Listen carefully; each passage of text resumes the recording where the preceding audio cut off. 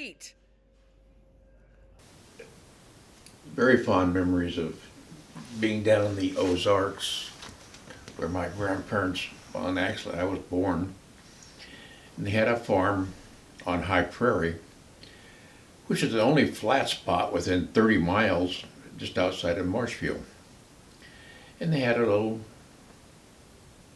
like 160-acre farm, something like that there. Some of my best memories are there. But one of them was the neighbor across the street, or across the road, was building a pond. And the contractor came over to my granddad and said, I will build you a pond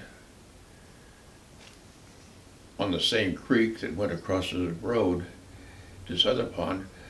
He said, I will build you a pond if I can have the dirt to finish the dam. Granddad said, sure, go ahead.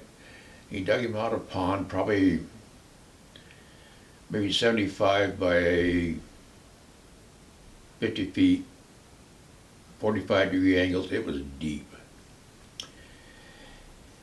And got it all done, and the guy stocked his pond across the road with bass and bluegills and whatever else was good for that particular area.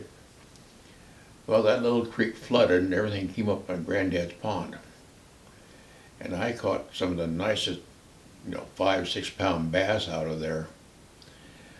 But one day my Uncle Warren and I decided we were gonna go out at night and get some frogs. Well, they had huge bullfrogs. I mean, they were stretched out, they were over a foot long. And I had a .22 rifle with a scope on the top and a spotlight on the bottom. And how old were you? Hmm? How old were you?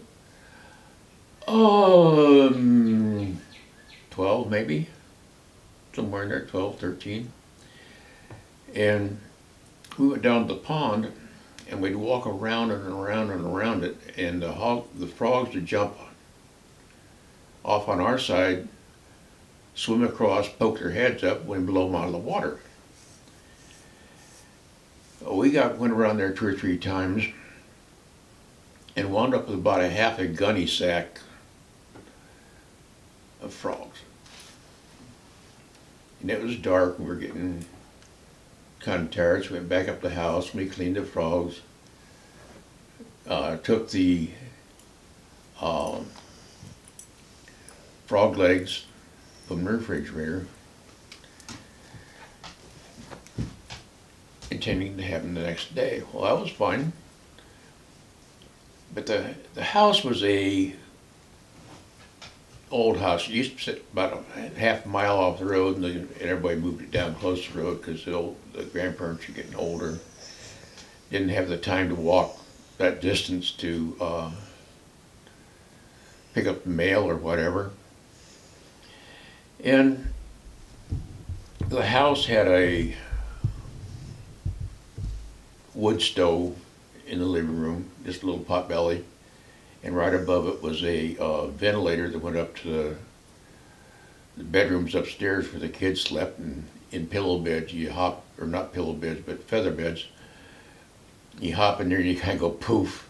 Mm-hmm. You get covered up and never know you were there. But my grandmother also had this humongous cast iron wood stove in the kitchen. And they burnt oak in it. Well, we were sleeping upstairs, woke up in the morning, and between the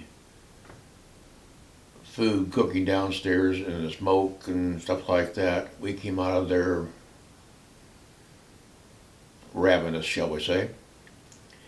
And we had potatoes, ham, and all this stuff was from the farm.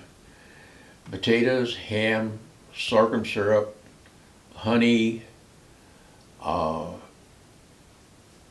of course frog legs. And there wasn't, between the 4 kids and the adults that were there probably wasn't a sniff left of anything But we, like I say, we came down and like, the kids were just devouring everything like little kids will.